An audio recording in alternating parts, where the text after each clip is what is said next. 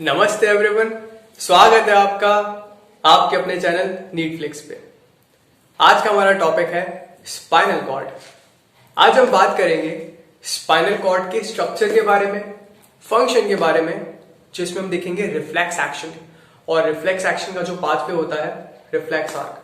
साथ में आपके टेक्स्ट बुक के अंदर एनसीईआरटी के अंदर रिफ्लेक्स आर्क का जो डायग्राम है उसे हम एनालाइज करेंगे। तो स्टार्ट करते हैं। सबसे पहले स्पाइनल कॉर्ड क्या होता है। जो स्पाइनल कॉर्ड होता है वो कंटिन्यूएशन होता है मेडुला ओब्लोंगेटा का। हमने देखा था फिगर में, लास्ट वीडियो के अंदर हम देख चुके हैं। जो ब्रेन स्टेम होता है वहां से मेडुला जो कंटिन्यू करता है वही स्पाइनल कॉर्ड बनता है। कहां होता है स्पाइनल कॉर्ड? स्पाइनल कॉर्ड होता है डॉर्सली।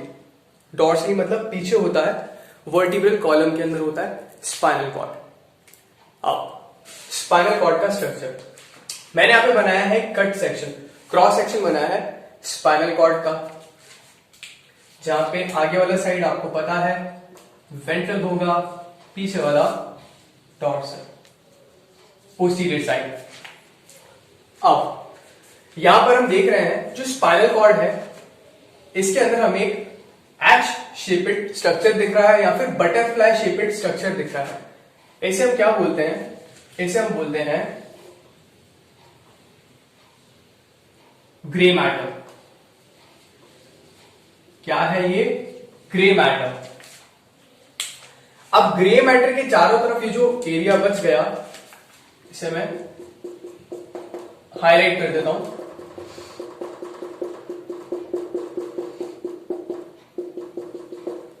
ये जो पूरा एरिया है, ये एरिया ग्रे मैटर के बाद ये क्या है? White matter. एंड हमें पता है रूल क्या है, जो भी ग्रे मैटर है, ग्रे है, वो क्यों है ग्रे? बिकॉज उस रीजन के अंदर न्यूरॉन्स की सेल बॉडीज अक्यूमुलेट हो रही है। मतलब ये जो रीजन है ग्रे मैटर है, यहां पर क्या है? न्यूरॉन्स की सेल बॉडीज है बहुत सारी, जिसकी वजह से पूरा रीजन क्या है? ग्रे कलर का है और इसलिए हमने इसे ग्रे मैटर बोल दिया। एंड जहां पर न्यूरॉन्स के एक्सॉन्स कलेक्ट होते हैं उसे हम क्या बोलते हैं? White matter. मतलब इस पूरे व्हाइट मैटर में क्या है? न्यूरॉन्स के एक्सॉन्स है। ओके, अब जो स्पाइनल कॉर्ड होता है, अगर इसे रिफ्लेक्स एक्शन जनरेट करना है तो ये इंफॉर्मेशन को कलेक्ट करेगा पेरिफेरल ऑर्गन से और वहां पर रिस्पॉन्स भेजेगा। तो इसके पास जो नर्व्स होंगी, जैसे स्पाइनल कॉर्ड से नर्व्स बाहर निकलती हैं वो रूट्स की फॉर्म में निकलती है। मतलब एक रूट तो वो होगा जो इंफॉर्मेशन कलेक्ट करेगा, मतलब एक होगा सेंसरी रूट जो पेरिफेरल सिस्टम से, पेरिफेरल ऑर्गन से इंफॉर्मेशन को कलेक्ट करेगा, वो होगा सेंसरी रूट। और जो पेरिफेरल ऑर्गन्स की तरफ इंफॉर्मेशन ले जाएगा वो होगा मोटर रूट। तो यहां पर स्पाइनल कॉर्ड में जो रूट पीछे की तरफ होता है, जिसे हम डॉर्सल रूट भी बोलते हैं, वही क्या होता है? सेंसरी रूट होता है। ये नर्व सिंपली रूट की फॉर्म में इमर्ज होती है स्पाइनल कॉर्ड से। एंड जो रूट आगे की तरफ है, मैं जो रूट की बात नहीं कर रहा हूं, मैं बोल रहा हूं वो वाला रूट जो आगे की तरफ है, जिसे हम वेंट्रल रूट भी बोल सकते हैं, ये मोटर रूट होता है।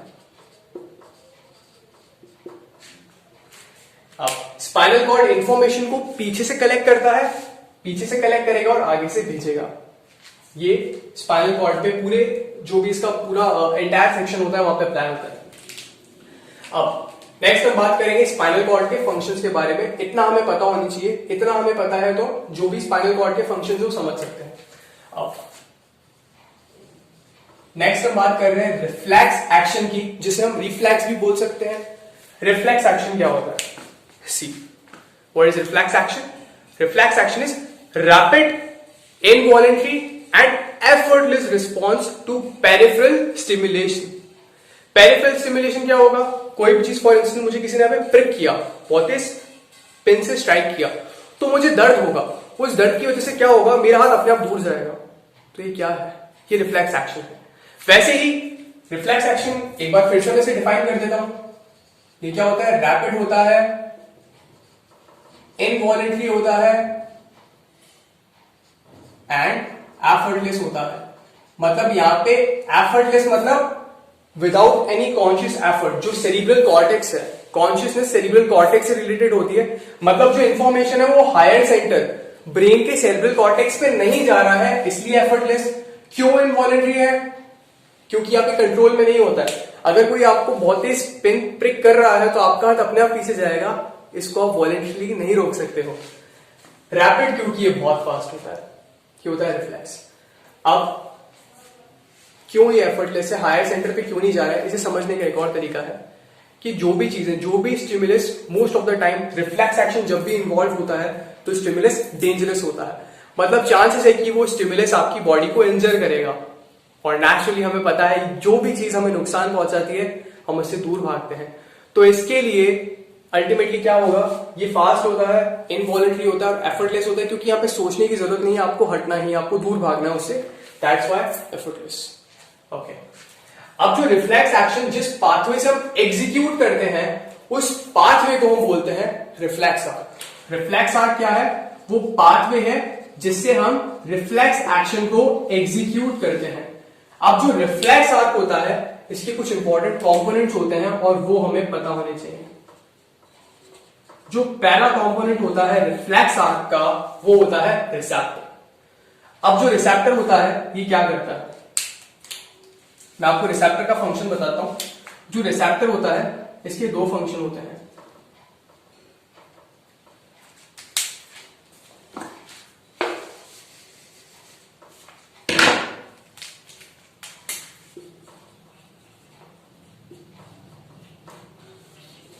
रिसेप्टर है, रिसेप्टर के दो फंक्शन है इंपॉर्टेंट, हमें पता होना चाहिए। पहला फंक्शन क्या है? परसेप्शन ऑफ स्टिमुलस, इससे पता चलता है स्टिमुलस के बारे में। दूसरा है बहुत इंपॉर्टेंट, वो है ट्रांसड्यूसर। ट्रांसड्यूसर्स क्या होते हैं? सी, ट्रांसड्यूसर्स वो डिवाइसेस होते हैं जो एनर्जी को उसकी एक फॉर्म से दूसरी फॉर्म में कन्वर्ट करते हैं।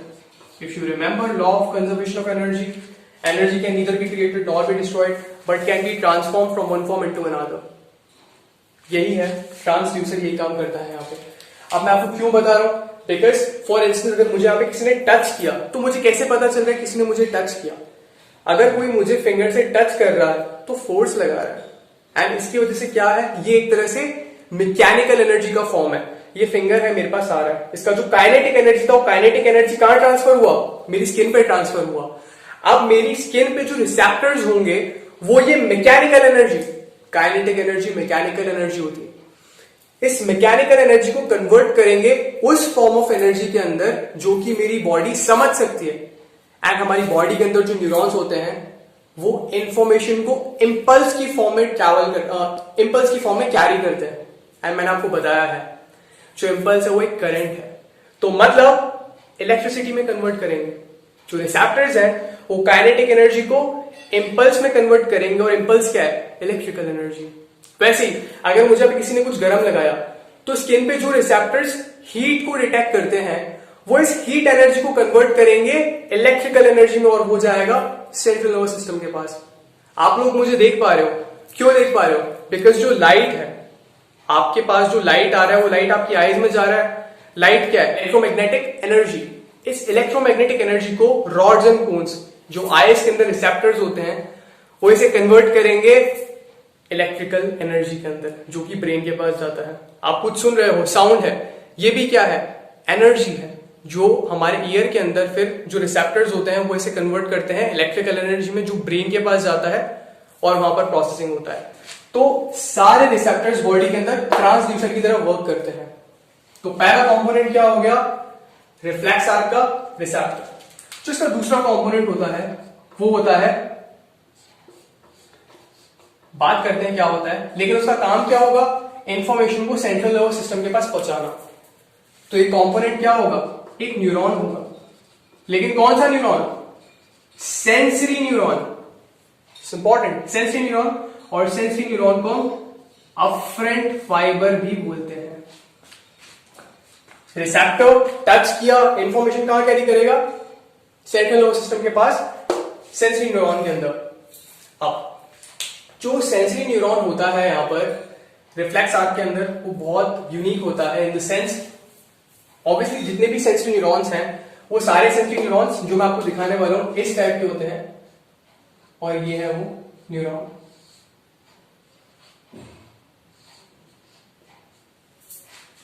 ये है न्यूरॉन जो सेंसरी न्यूरॉन की तरह वर्क करता है जब भी सेंसेशन को कैरी करना होता है स्पाइनल कॉर्ड में। क्या बोलते हैं इसको? Pseudo unipolar neuron. रिमेंबर मैंने आपको बताया था न्यूरॉन के जब टाइप्स की हम बात कर रहे थे, यूनिपोलर न्यूरॉन होता है, बायपोलर न्यूरॉन होता है, मल्टीपोलर न्यूरॉन होता है। स्यूडो यूनिपोलर न्यूरॉन के बारे में हमने तब बात नहीं करी थी। ये होता है स्यूडो यूनिपोलर न्यूरॉन। है क्या यहां पर? सेल बॉडी है जो न्यूरॉन की लाइन में नहीं है, जो न्यूरोनल प्रोसेस है वो उसकी लाइन में नहीं है बल्कि उससे बाहर है, अलग प्रोजेक्ट होता है सेल बॉडी। और यहां पे लग रहा है कि एक प्रोसेस है, लेकिन ये एक प्रोसेस नहीं है, क्योंकि एक प्रोसेस सेंसेशंस को कैरी करता है। ये वाला जो एंड है, पेरिफेरल एंड है इस न्यूरॉन का, ये स्टिमुलस को कलेक्ट करता है और इंपल्स को कैरी करता है थ्रू आउट दिस प्रोसेस और सेंट्रल प्रोसेस के थ्रू सीएनएस में डालता है। कहने का मतलब है ये स्यूडो यूनिपोलर न्यूरॉन है, आपको इतना तो पता होना ही चाहिए। तो क्या होगा, यहां पर जो हमारा सेंसरी रूट है, यहां पे जो इंफॉर्मेशन आती है वो कौन लेकर आता है?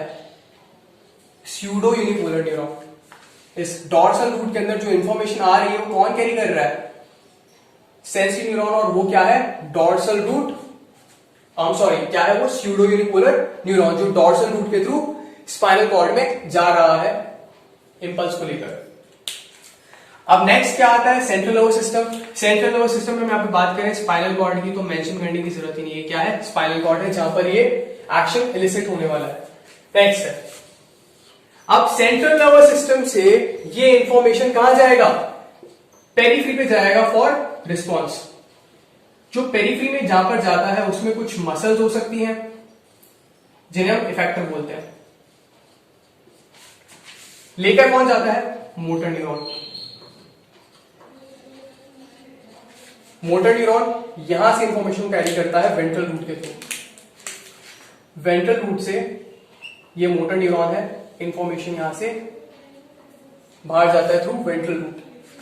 मोटर न्यूरॉन कहां पर है? ग्रे मैटर में स्पाइनल कॉर्ड के। यहां से इंफॉर्मेशन कहां जा रहा है? वेंट्रल रूट के थ्रू बाहर जा रहा है इफेक्टर ऑर्गन तक। ये जो पूरा मैंने आपको पाथवे बताया, ये क्या है? Reflex arc. रिसेप्टर से लेके रिस्पॉन्स तक जो पूरा पाथवे है, यही क्या है? रिफ्लेक्स आर्क है। आर्क जैसा नहीं दिख रहा लेकिन दिखेगा बहुत जल्द। अब हम बात करेंगे रिफ्लेक्स एक्शन की। सबसे पहले मैं आपको इसका एक एग्जांपल देता हूं, छोटा सा एग्जांपल। इसके लिए मान लेते हैं कि जो स्टिमुलस मुझे मिल रहा है, ये क्या बना रहा हूं मैं?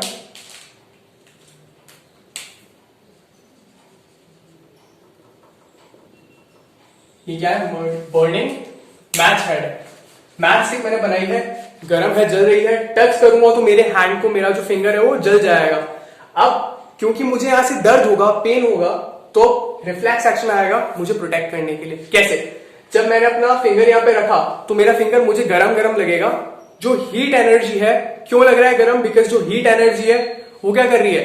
अब जो यहाँ पे रिसेप्टर है, स्किन पे रिसेप्टर्स, वो हीट एनर्जी को कन्वर्ट कर रहे हैं इंपल्स के अंदर। वो इंपल्स इस सेंसरी न्यूरॉन के थ्रू कहां जा रहा है? स्पाइनल कॉर्ड पे जा रहा है। स्पाइनल कॉर्ड पे जाने के बाद, बिकॉज मुझे पता है अगर मेरी फिंगर मैंने यहां से नहीं हटाई तो मेरा फिंगर जल जाएगा। ये असली नहीं है, लेकिन जब असली होगा तो मेरा फिंगर जल जाएगा। तो स्पाइनल कॉर्ड में एनालाइज होगा और वहां से मोटर न्यूरॉन के थ्रू जो फाइबर्स आएंगे वो मेरी अपर लिम्ब की, हैंड की मसल्स पे जाएंगे और फोर्स करेंगे कि अपना हाथ हटा लूं वरना इंजरी हो जाएगा। तो ये क्या हुआ? ये रिफ्लेक्स है, यही रिफ्लेक्स एक्शन है। आपने देखा ये सारी चीजें यहाँ पे फॉलो होंगी। रिसेप्टर क्या होंगे? स्किन पे रिसेप्टर्स होंगे, थर्मल रिसेप्टर्स जो हीट को सेंस करेंगे। फिर एक सेंसरी न्यूरॉन है जो इंफॉर्मेशन को स्पाइनल कॉर्ड पे ले जाएगा।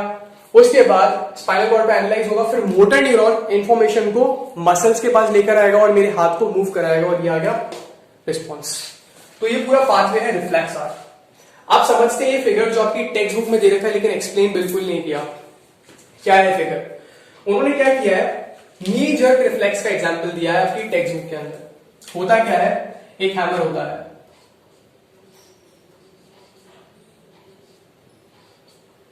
चिंता मत करिए, ऐसा हैमर नहीं होता है।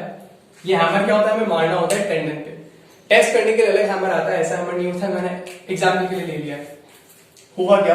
अच्छा, ये क्या है? ये जो मैंने बोन बनाया है ये है फीमर, लोअर लिम्ब की बात कर रहे हैं, ये है फीबर और ये है टिबिया और ये है पिटाला। यहां पे मसल्स हैं। फीमर क्या है? थाई वाला रीजन होता है, थाई के अंदर बोन होता है। थाई के आगे की साइड जो मसल्स होती है वो ये वाली मसल है, ऐसे हम बोलते हैं क्वाड्रिसेप। ये कौन सी मसल है? क्वाड्रिसेप। और थाई के पीछे साइड जो मसल्स होती हैं उनका पूरा ग्रुप होता है जिसे हम हैमस्ट्रिंग्स बोलते हैं। तो ये है हैमस्ट्रिंग, ये है क्वाड्रिसेप्स। होगा क्या, जब मैं हैमर मारूंगा टेंडन पे क्वाड्रिसेप मसल की, जो क्वाड्रिसेप मसल है इसकी मसल के टेंडन पे जब मैं हैमर मारूंगा तो क्या होगा? रिफ्लेक्स जनरेट होगा। मतलब जो हाथ और ये जो पैर है वो ऐसा मूव करेगा। मान ले यहाँ पे कि ये मेरा, जो आपको दिखा रहा हूं, ये लोअर लिम्ब है। यहाँ पे जैसे ही हैमर पड़ेगा यहाँ पे टेंडन के क्वाड्रिसेप पे, तो पैर जो वो ऐसे मूव करेगा। ये क्या है? रिफ्लेक्स एक्शन है। इसे हम बोलते हैं स्ट्रेच रिफ्लेक्स। अब ये कैसे वर्क करता है? जैसे आपने यहाँ पे हैमर मारा तो रिफ्लेक्स जनरेट करने के लिए पहली चीज क्या होनी चाहिए? रिसेप्टर होना चाहिए। अब यहाँ पे रिसेप्टर कौन है? सी, यहाँ पे रिसेप्टर है ये। अंदर जो स्ट्रक्चर बना रखा है इस स्ट्रक्चर को हम क्या बोलते हैं? Muscle spindle. ये रिसेप्टर होता है। कैसे? एक जो मसल होती है, मसल के अंदर दो टाइप के फाइबर्स होते हैं। जो मसल होती है, मसल दो टाइप की फाइबर्स से मिलकर बनी होती है। ये मैंने एक मसल बना दी है, उसका टेंडन है। जो बाहर की तरफ फाइबर्स होते हैं उन्हें हम बोलते हैं एक्स्ट्रा फ्यूजल फाइबर्स। जो बाहर की तरफ मेन फाइबर्स होते हैं जो मसल को कॉन्ट्रैक्ट कराते हैं, मसल का काम होता है कॉन्ट्रैक्ट करना, तो जो फाइबर्स कॉन्ट्रैक्ट कराते हैं उन्हें हम बोलते हैं एक्स्ट्रा फ्यूजल फाइबर्स। और सेंटर में कुछ फाइबर्स होते हैं जिनका काम कॉन्ट्रैक्ट कराने का नहीं होता है, लेकिन काम क्या करते हैं? सेंसरी ऑर्गन का काम करते हैं। जो अंदर की तरफ फाइबर्स होते हैं इसे हम क्या बोलते हैं? मसल स्पिंडल बोलते हैं। तो यहाँ पे क्या है? ये मसल स्पिंडल है। यहां पर जैसे आप टेंडन पे स्ट्राइक करते हो तो जो मसल होती है वो स्ट्रेच होती है, मसल स्ट्रेच होगी। जब मसल स्ट्रेच होगी तो अंदर जो ये रिसेप्टर है मसल स्पिंडल, ये भी स्ट्रेच होगा। जब मसल स्पिंडल स्ट्रेच होता है क्या होगा? इसके थ्रू सेंसरी इंफॉर्मेशन जाएगा। कहां पर जाएगा?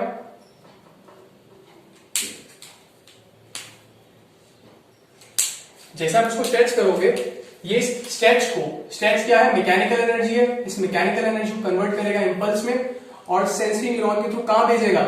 स्पाइनल कॉर्ड में। स्पाइनल कॉर्ड में through dorsal root of spinal cord. अब होता क्या है? स्पाइनल कॉर्ड में जो डॉर्सल रूट होता है बताना जरूरी है, क्योंकि स्पाइनल कॉर्ड में डॉर्सल रूट के थ्रू ही सारी सेंसरी इंफॉर्मेशन आती है। तो यहां पे बहुत सारे फाइबर्स होंगे, सिर्फ एक फाइबर नहीं होगा, ऐसे बहुत सारे फाइबर्स होंगे। और सारे फाइबर्स जो भी होंगे वो स्यूडो यूनिपोलर न्यूरॉन के होंगे। और स्यूडो यूनिपोलर न्यूरॉन बड़ा ही अलग है, क्योंकि इसकी सेल बॉडी इन लाइन नहीं होती है जो इसकी प्रोसेस होती है उसके साथ। तो होता क्या है, यहाँ पे सारे स्यूडो यूनिपोलर न्यूरॉन जो होते हैं उनका जो, मैं सिर्फ सेल बॉडी बना के दिखा रहा हूं, उनका ग्रुप कलेक्ट हो जाता है यहां पर डॉर्सल रूट में। इसे हम क्या बोलते हैं? जब भी सेल बॉडीज का कलेक्शन होता है outside central nervous system. Remember, मैंने आपको बोला था हम स्पाइनल कॉर्ड के बाहर है, तो अब हम सेंट्रल नर्वस सिस्टम के बाहर हैं। तो ये पेरिफेरल नर्वस सिस्टम है, और पेरिफेरल नर्वस सिस्टम में सेल बॉडीज का जो कलेक्शन होता है उसे हम बोलते हैं गैंग्लियन। क्या बोलते हैं? गैंग्लियन। तो ये क्या है? बिकॉज ये डॉर्सल रूट का पार्ट है और गैंग्लियन है, तो इसे हम क्या बोलते हैं? Dorsal root ganglion. क्या बोलते हैं? Dorsal root ganglion. ये बल्जिंग पार्ट होता है, हर एक स्पाइनल कॉर्ड के लेवल पे होता है, ये डॉर्सल रूट में होता है, इसे हम बोलते हैं डॉर्सल रूट गैंग्लियन। ये हमें पता होना चाहिए, हमारी टेक्स्ट बुक में भी दे रखा है। अब ये जो फाइबर्स थे जो स्पाइनल कॉर्ड में आ रहे थे, सेंसरी फाइबर्स, ये सेंसरी फाइबर्स आके किसको स्टिमुलेट करेंगे? मोटर न्यूरॉन को। अब स्पाइनल कॉर्ड में जब मोटर न्यूरॉन पे जाएंगे तो अब फायर करेगा मोटर न्यूरॉन। अब मोटर न्यूरॉन इंफॉर्मेशन भेजेगा, और किसे भेजेगा? ये मोटर न्यूरॉन अब इंफॉर्मेशन भेजेगा क्वाड्रिसेप के एक्स्ट्रा फ्यूजल फाइबर्स के पास। मैंने आपको बताया, क्योंकि कॉन्ट्रैक्ट कराने का काम कौन करते हैं? Extrafusal fibres. तो वो क्या रहा है, जो हमारा ये, इसे हम और अच्छे से बना देते हैं, क्रिस क्रॉस नहीं करेंगे।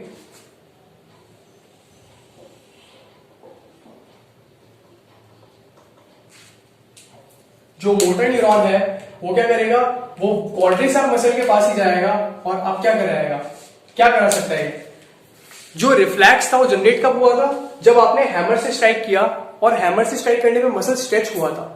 याद करो, रिफ्लेक्स जब भी हुआ था तो जो स्टिमुलस था उसके अपोजिट में ही उसने कुछ किया था। मतलब अगर जब मैंने फिंगर मैच साइड पे रखा था तो मेरा रिफ्लेक्स मुझे स्टिमुलस से दूर कर रहा था, तो मतलब जो भी चीज होगी वो अपोजिट होगी। पिन प्रिक करोगे मुझे तो मैं हाथ को दूर ले जाऊंगा, क्यों ले जाऊंगा, बिकॉज मुझे उसको एंटेगोनाइज करना है। तो यहां पर भी क्या होगा, मसल स्ट्रेच कर रहा है, इसका उल्टा क्या होगा, मसल कॉन्ट्रैक्शन। तो ये मोटर न्यूरॉन क्या करेगा, मसल को कॉन्ट्रैक्ट कराएगा। तो मान लो ये क्या है, ये मेरा ये मेरे लोअर लिम्ब है, होगा क्या, फीमर है, ये टिबिया है। तो जैसे ही आपने यहाँ पे हैमर मारा क्वाड्रिसेप के टेंडन पे, तो होगा क्या, जब मोटर न्यूरॉन इन्फॉर्मेशन को लेकर आएगा क्वाड्रिसेप के पास ले जाएगा, तो क्वाड्रिसेप कॉन्ट्रैक्ट करेगी, और क्वाड्रिसेप जब कॉन्ट्रैक्ट करेगी तो ऐसा झटका पड़ेगा, ऐसा रिफ्लेक्स आएगा। ये क्या है, कॉन्ट्रैक्ट कर रही है। कॉन्ट्रैक्ट क्यों कर रही है, वो स्ट्रेच को न्यूट्रलाइज करने के लिए, जिसकी वजह से रिफ्लेक्स जनरेट हुआ था। एक बार वापस देख लेते हैं। हैमर मारा टेंडन पे, मसल स्पिंडल था, उसने सेंस किया स्ट्रेच को, और सेंसिंग न्यूरॉन के थ्रू इंफॉर्मेशन कहां भेजा, स्पाइनल कॉर्ड में। स्पाइनल कॉर्ड में सेंसिंग न्यूरॉन ने मोटर न्यूरॉन को स्टिमुलेट किया, और मोटर न्यूरॉन ने वो इंफॉर्मेशन वापस से क्वाड्रिसेप के पास लेकर आई, और इस बार क्वाड्रिसेप को कॉन्ट्रैक्ट कराया। इस पूरे पाथवे को हम क्या बोलते हैं, स्ट्रेच रिफ्लेक्स। और हम क्या टेस्ट कर रहे हैं, नी जर्क रिफ्लेक्स। ये क्या है, ये नी जर्क रिफ्लेक्स है। अब लास्ट चीज, आपकी बुक के अंदर उसने एक और चीज कर रखी है क्या, वहां पर एक फाइबर और है, एक पाथवे और था। वो पाथवे क्या था, ये उसने बीच में इंटर न्यूरॉन बनाया हुआ है आपकी टेक्स्ट बुक में, और इस इंटर न्यूरॉन से ये जो न्यूरॉन सेंसरी न्यूरॉन और मोटर न्यूरॉन के बीच में है, ये वाला न्यूरॉन, बिकॉज ये दो न्यूरॉन के बीच में है, तो हम इसे क्या बोलते हैं, हम इसे बोलते हैं इंटर न्यूरॉन। ये जो इंटर न्यूरॉन है ये उसने बना रखा है। अब ये इंटर न्यूरॉन क्या करता है, सी ओके, ये इंटर न्यूरॉन एक्चुअली इसके पास नहीं जा रहा है, ये दूसरे मोटर न्यूरॉन की सेल बॉडी पे जाता है, और ये मैं यहां पे बना रहा हूं, ये मोटर न्यूरॉन, ये इंटर न्यूरॉन इस मोटर न्यूरॉन के पास जा रहा है, और इस मोटर न्यूरॉन से मोटर फाइबर्स जा रहे हैं हैमस्ट्रिंग पे। अब हैमस्ट्रिंग के पास ये फाइबर्स क्यों जा रहे थे, सी हो क्या रहा है, वही सेंसरी इंफॉर्मेशन जो मसल स्पिंडल से आ रही थी, उसके थ्रू न्यूरॉन ने, उसकी जो सेंसरी न्यूरॉन थी उसने एक इंटर न्यूरॉन को स्टिमुलेट किया। उस इंटर न्यूरॉन ने इंफॉर्मेशन किसके थ्रू भेजी, मोटर न्यूरॉन के थ्रू जो हैमस्ट्रिंग के पास जा रहा था। ये दोनों पाथवे साथ में ऑपरेट करेंगे। अब ये जो इंटर न्यूरॉन है ये एक्चुअली इनहिबिटरी है, ये इंटर न्यूरॉन इनहिबिट करेगा इस मोटर न्यूरॉन को। अब समझ लेते हैं इनहिबिट नहीं करता तो क्या होगा। अगर इस मोटर न्यूरॉन को मैं इनहिबिट ना करूं और इसे फायर करने दूं, तो जो हैमस्ट्रिंग है वो कॉन्ट्रैक्ट करेगी, और जब हैमस्ट्रिंग कॉन्ट्रैक्ट करती है तो मान लो ये फीमर है, टिबिया है, जब हैमस्ट्रिंग कॉन्ट्रैक्ट करेगा तो टिबिया ऐसा हो जाएगा, मतलब टिबिया ऐसा ना होगा, एक्चुअली मूवमेंट कुछ ऐसा होगा, ऐसा वाला मूवमेंट आएगा। अब क्योंकि मुझे स्ट्रेच रिफ्लेक्स के अंदर मूवमेंट ऐसा करने का है, मतलब जो जर्क लेकर आना है वो कुछ ऐसा लेकर आने का है, कॉन्ट्रैक्ट किसे कराना है, क्वाड्रिसेप को। तो होगा क्या, हैमस्ट्रिंग जो है इसे इनहिबिट करना पड़ेगा। अगर ये कॉन्ट्रैक्ट करेगी हैमस्ट्रिंग, तो जो टिबिया होगा वो पीछे जाएगा, हैमस्ट्रिंग कॉन्ट्रैक्ट करेगा तो टिबिया पीछे जाएगा। लेकिन मुझे ऐसा नहीं करना है, मुझे क्वाड्रिसेप को कॉन्ट्रैक्ट करा के टिबिया को आगे ले जाना है, ताकि ये जो टेंडन है मेरा, ये जो मसल है मेरी, फट न जाए स्ट्रेस के चक्कर में। जो स्ट्रेस या स्ट्रेच इस हैमर की वजह से पड़ रहा था, उसे न्यूट्रलाइज करने के लिए क्वाड्रिसेप को कॉन्ट्रैक्ट कराना है, और इसके लिए हैमस्ट्रिंग को मुझे इनहिबिट करना पड़ेगा, और यही काम होता है इस इंटर न्यूरॉन का। ये सेंसरी न्यूरॉन इस इंटर न्यूरॉन को फायर कराता है, ताकि ये इंटर न्यूरॉन मोटर न्यूरॉन को इनहिबिट करे, जो हैमस्ट्रिंग मसल को इनहिबिट कर रहा था। तो ये है आपकी टेक्स्ट बुक के अंदर वो डायग्राम जिसे उन्होंने एक्सप्लेन नहीं किया था। ये भी रिफ्लेक्स आर्क का एक हिस्सा है, आप देख सकते हो, receptor, sensory neuron, central nervous system, motor neuron, effector. Okay, so एक बार रिवाइज कर लेते हैं। आज हमने देखा रिफ्लेक्स के बारे में, और रिफ्लेक्स कहां पर ऑपरेट हो रहा था, at the level of spinal cord. Unconsciously operate हो रहा था सेंट्रल नर्वस सिस्टम के हायर सेंटर्स, सेरिब्रल कॉर्टेक्स में इंफॉर्मेशन नहीं जा रहा था। कैसे ऑपरेट हो रहा था, स्टिमुलस आएगा, स्टिमुलस को रिसेप्टर्स परसीव करेंगे, और ये जो स्टिमुलस है वो एनर्जी है, तो इस एनर्जी को वो इलेक्ट्रिकल एनर्जी की फॉर्म में कन्वर्ट करेंगे और सेंसरी न्यूरॉन के थ्रू स्पाइनल कॉर्ड पे भेजेंगे। स्पाइनल कॉर्ड पे क्या होगा, स्पाइनल कॉर्ड में मोटर न्यूरॉन को सिग्नल मिलेगा कि वो अब जाएगा इफेक्टर पे और उसे जाके कॉन्ट्रैक्ट कराएगा और रिफ्लेक्स को अकम्प्लिश कराएगा। और ये पूरा पाथवे क्या था, reflex arc. So that is all for today, thank you.